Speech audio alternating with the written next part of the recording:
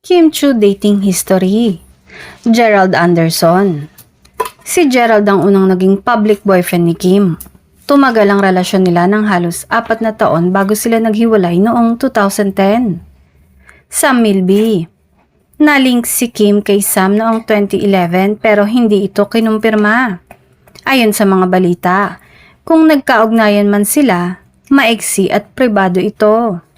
Simon Atkins. Isa pang naling kay Kim noong 2011 ay si basketball player Simon Atkins. Walang malinaw na kumpirmasyon mula sa magkabilang panig. Sian Lim. Ang pinakamatagal at pinakatanyag na relasyon ni Kim ay kay Sian Lim. Ngunit kinumpirma ni Kim ang kanilang hiwalayan noong December 23, 2023. Simula 2024, maraming fans ang napansin ang chemistry ni na Kim Chiu at Paula Avellino. Wala pang kumpirmasyon kung sila ay may relasyon sa totoong buhay. Pareho nilang inamin na espesyal ang turing nila sa isa't isa.